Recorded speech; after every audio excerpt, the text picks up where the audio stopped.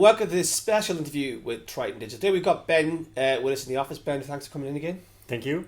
Today we're talking about audio measurement. Last time we spoke about sort of the changes in the audio programmatic space.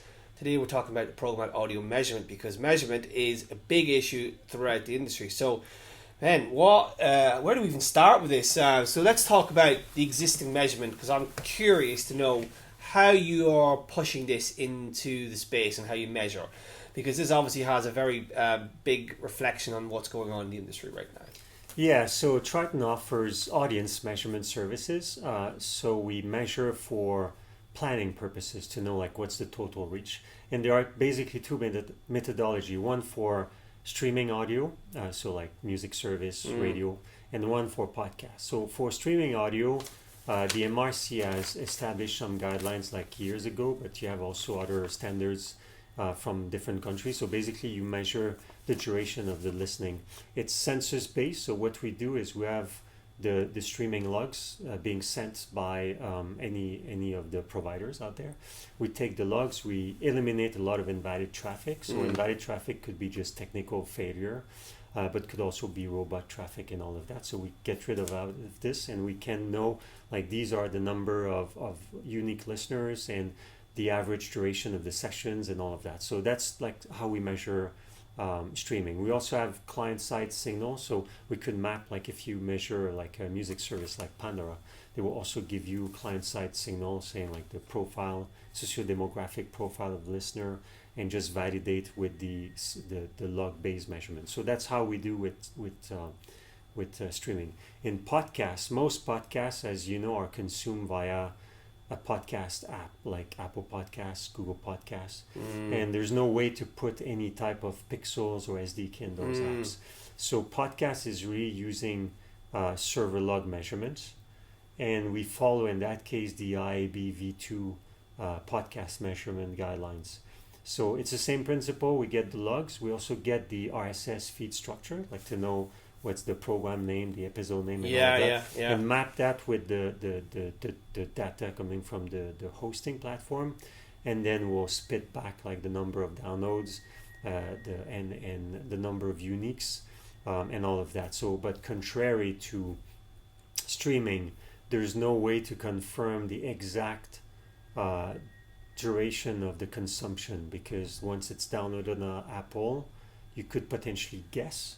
So you're saying that these platforms, particularly the Apple's, the distribution platforms, are not passing back the kind of information you require, what advertisers would typically get to measure the effectiveness of campaigns. That's correct. You could actually log into the Apple Podcasts dashboard. There's one for Spotify or for Pandora, for Google, but that's just like individual access by the podcast publisher. Yeah. So we've spoken at length with these various platforms to get some kind of API access and all of that, but that's not at the moment available. So that's really a black box. But you're asking for just basic information from those guys, like to at least measure. I know, but that's back to, like, you often bring like the top tier big tech vendors, not necessarily like contributing or helping the rest of the ecosystem. So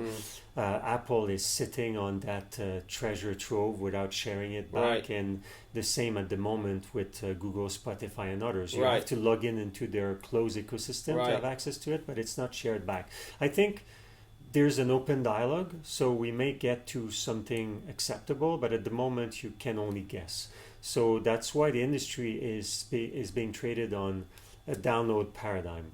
It's bought by a CPM, but it's presumed of download. And what happens is you have some surveys and panels, like we sponsor the Infinite Dial run by Edison Research in many countries. So they ask questions to a panel, and they will say like how many podcasts are you subscribed to, how much are you listening to, the frequency, and all of that. So we could use this to infer that around 70 to 80% of the podcasts are consumed in full and things like that. So you can then use those panel-based input to infer on the behavior of everyone that listens to those podcasts. Is that holding back then spend on the podcast programmatic piece, or are advertisers still happy to sort of buy that audience with this limited sort of way to measure? Yeah, so it depends of the advertiser type. So if you think more traditional advertisers, they will be perfectly fine with that, because when you buy TV, outdoor, or radio, that's how the business is traded. Right. You use surveys and things like that. Where you may have where it may create some friction and shyness in spending more is when you have really online like tech savvy advertisers or trading desks that wish their current systems to work. And if they don't accept that they won't work outside of a panel, then they may struggle. But that's just because they're using the wrong methodology and the wrong set of tools, in my opinion. Okay, well let's go into that, because the world has changed. The ID deprecation in the browsers, obviously Apple getting rid of IDFA, it's sort of like fragmented the world. So do you think that, let's talk about this first, right? I want to go back to why you think they're using it. Do you think they're going to have to change the way they think about how they buy media in the new world? Because there is no common ID. There will be no common ID. And even then, with the options on the market, whether it's the IAB's Rearc or LiveRamp's solution, it only covers a certain percentage of people, because not everybody's going to be what happens in that anonymous web. So let's talk about that first, because that's a broader question, how it affects people's buying methodologies. Yeah, I think there's a fundamental premise which is now no longer valid in the ad tech space. That's 100% of the population will have a persistent ID for everyone to track them, with like the constraints of privacy. When you sit at the IB Rearc, or when you look at what people are dreaming of, it always starts on the premise that you have an ID. But that's not true in most cases. So you need to be able to build a model where you have a way to like you have a deterministic way for a subset of what you're buying, and the rest will be built on a probabilistic way of confirming if it works or not. Yeah, that's the model that needs to be used for targeting. That's the model that needs to be used for measurement. And the buyers and the big advertisers needs to understand that this is the mandate they have to give to their agency using the DSP of choice. Just like thinking that you exclude any audience without an ID, it means you're excluding, especially with like the new iOS 14 behavior or Chrome Turtle Dove or all of that you would actually be excluding maybe 85% of your market. Is that something you want to do? Do you want to just sell your products?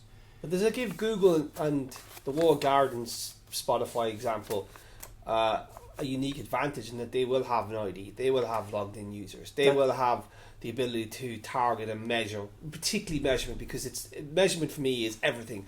I actually think behavioral versus context, it's a bit of much really, but it's the actual ability to measure the efficacy of the campaign that's really important. Yeah, I would argue, or I would suggest to the legislators to realize that they may have reinforced the monopoly of a handful of walled garden companies, and I'm not sure that when they put in place the privacy legislation, that's what they thought would happen. So I think as an industry with the IAB or other trade bodies, we need to make sure we level the playing field. That it cannot be a two-speed world where you buy on those big platforms and you have the life it was like for the past 20 years where everyone is tracked and retargeted and all of that, and then you just leave aside the rest of the industry. And the client who represents are not small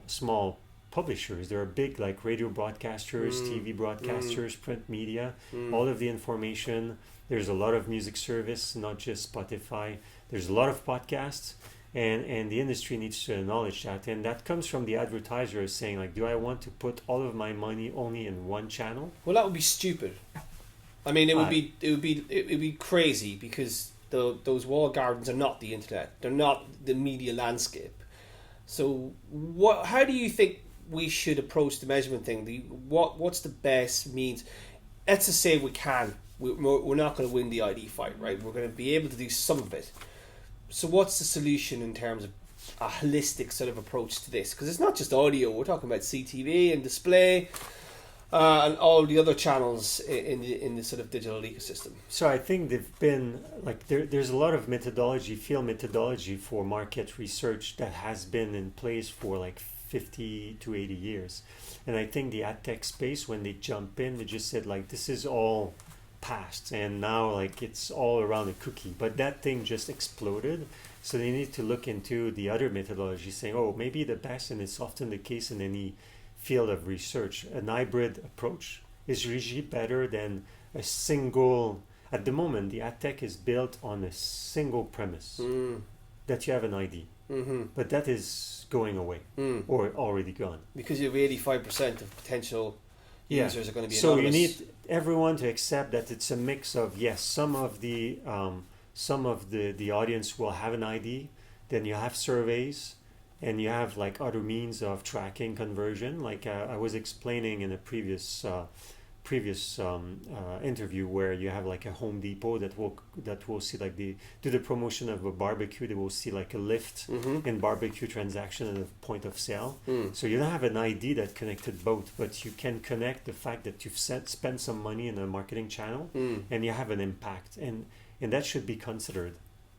And the measurement piece. It's interesting. You think that? Well, do you think that should be sort of a Switzerland, a neutral party, right? So we have a lot of vendors doing measurement. Do you think that ultimately we need to have sort of like an independent voice? If we go down the route of a panel-based solution, which I think probably is where we're going with this, I do think that it's going to have to be a bit more sophisticated in terms of like the types of companies and what they do. I think it almost needs to be sort of commercial facing, or B2C company that has a relationship with the users as opposed to just a pure play B2B play. I think in the traditional measurement world, usually there's a measurement vendor being mandated by a joint industry currency committee. So all the publishers and sometimes with the advertisers will be sitting down and awarding a contract, a mandate to like a GFK orders. So that's actually what Triton believes as well. That's why we're talking to those JICs, like the acronym of those committees. So talking to Radar in the UK, or we have a mandate by Commercial Radio Australia for the podcast measurement in Australia. We have a mandate by NLO, which is, I wouldn't be able to say it in Dutch, but that's the JIC in the Netherlands. So we will be releasing a streaming and a podcast ranker and measurement in the Netherlands in October. We're measuring in Latin America, in the US. In the US, we follow the IAB and the MRC. But I agree with you that the only way to be credible is because the vendor has been awarded a mandate. Otherwise, it's everyone fighting and trying to pull the blanket, and it could be chaotic because then the buyers are saying, "Oh, I prefer to use this vendor or that vendor," and then it just like, how do you transact? You need to have a currency. So even with a walled garden, there could be thousands of walled gardens, and it could be an absolute bloody mess because they're all using their own different measurements. Yes. And obviously, Google and Facebook don't play it fair, and they mark their own homework. If I mark my own homework every week, I'll be getting an A+. You know, I'm brilliant. Look at me. I deserve more. So that's interesting.